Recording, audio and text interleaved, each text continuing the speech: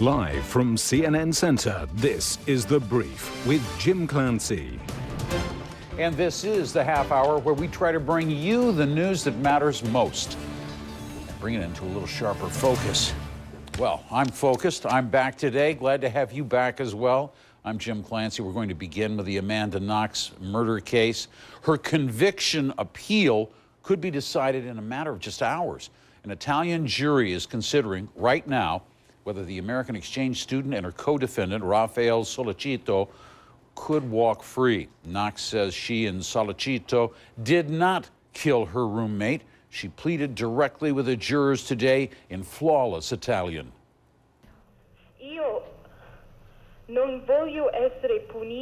I don't want to be punished,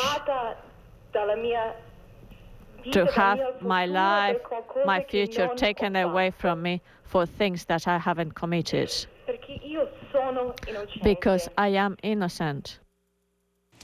I am innocent. Amanda Knox there, waiting to hear whether jurors are going to answer that plea to give the rest of her life back to her, but they're also watching closely on the sidelines, watching as the family of Meredith Kercher has to deal with all of this being brought up again. The woman Knox and Sollecito are accused of killing. They were convicted of that. They spoke out, the family that is, just a short time ago. Difficult to sort of speak of forgiveness at this point. As I say, 4 years on the one hand is a very long time. On the other, it's not. It's still very, very raw. And as Stephanie was just saying now, because of all the sort of hype around the case and the defendants involved in that, not only is just the fact that Meredith's been forgotten, but as Steph says, that the actual brutality of it. I believe the photographs were shown in court this or last week. I think there were some accusations of that perhaps being sensationalist. But really, that was in part just to sort of reinforce, as we sort of say, how horrific that really was. And, I think if you had them up here now and we were all looking at that, I think, every one of you would find it quite hard to forgive the person who did that. I can't think of any reason why. In terms of the truth, the evidence is obviously there. The police and the judges and the jury all have that, so we trust in them, and we just have to wait until this evening to see if it's upheld. From all corners, it has been an emotional day in Perugia, Italy. CNN's Becky Anderson standing by outside the courthouse there live. Becky, the emotions are one thing. What is this jury really charged with finding? Yeah, unless we forget that there is a victim here, because the attention has been on this defence appeal. What they are looking to do, as far as the defence is concerned, is overturn the key DNA evidence that was used to convict in 2009 Amanda Knox and Raffaele Sollecito of murder and sexual assault, amongst other things. Now, 2 independent investigators were brought into this case by the appeal, by the defence, some time ago.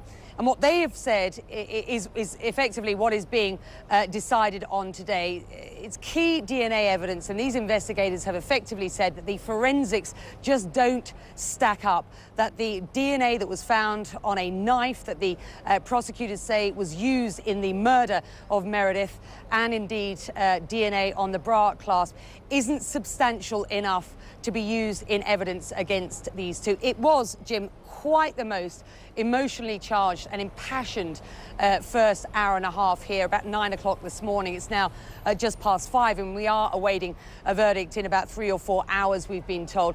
So emotionally charged when you listen to the 2 defendants. Don't forget, 4 years ago, they were arrested for the murder of Meredith Kercher. They were convicted in 2009. Today, when they pled their innocence, it was the last time in front of this jury that they had a chance to effectively say, we are innocent, please overturn the verdict. Let's have a listen to what Amanda Knox had to say.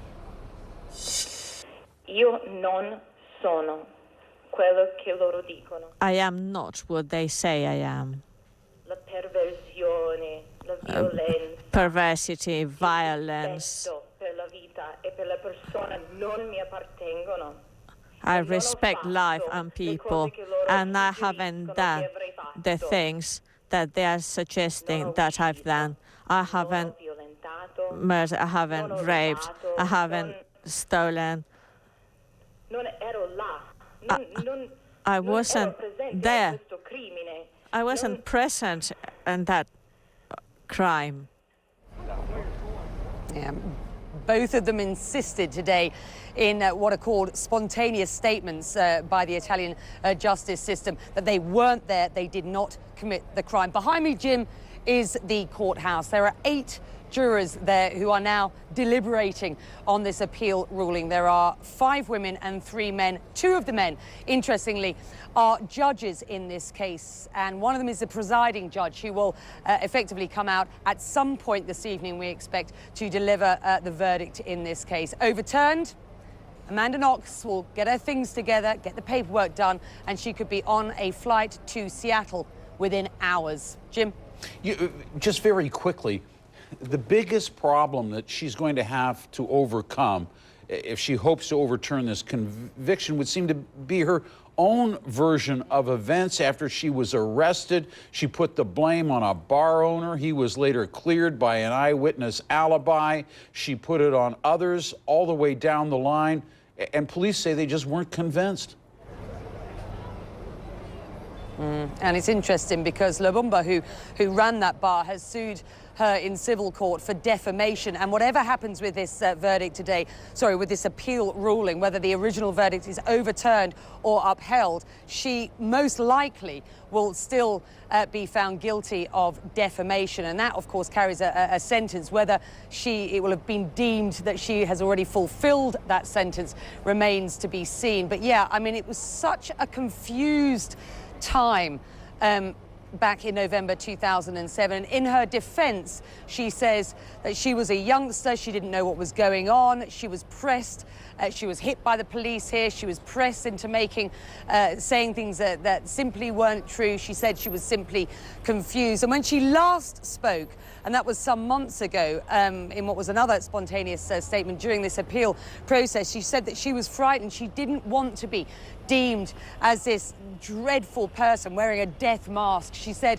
all she wants is justice for Meredith. And interestingly, the Kircher family, during the press conference that we heard just moments ago, said that they appreciated hearing that from Meredith, from Amanda Knox today. They also, of course, want justice for their daughter and sister. It's such a difficult time for the Kirchers, as you can imagine, here in Perugia today. A difficult time for everybody involved in this case. And as I say, it's past 5 o'clock here locally. We were told earlier on today not to expect a ruling until 8 o'clock local time.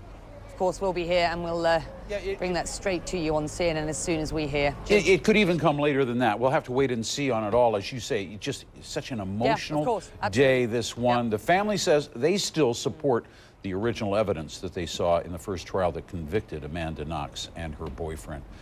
All right, Becky Anderson, live from Perugia. Great to have you there, Becky. Thank you. Now, there are 3 ways that the ruling could turn out in this joint appeal. First, you could have the initial verdict overturned. Now, if that were to happen, both defendants will walk free in a matter of hours, we're told. The verdict could also be partially overturned, upholding some counts but not others, and that could mean a reduction in their sentences. Or the third option would be for the court to uphold the original verdict. Now, in that case, both Knox and Solicito would continue serving their jail sentences. Knox was initially handed a 26-year prison term. Solicito sentenced to 25. The prosecutor has asked for those sentences, though, to be increased, each of them, to life in prison. Now, whatever happens, both the defense and the prosecution have the option of once again appealing this all the way to the highest court in Italy. All right, I want to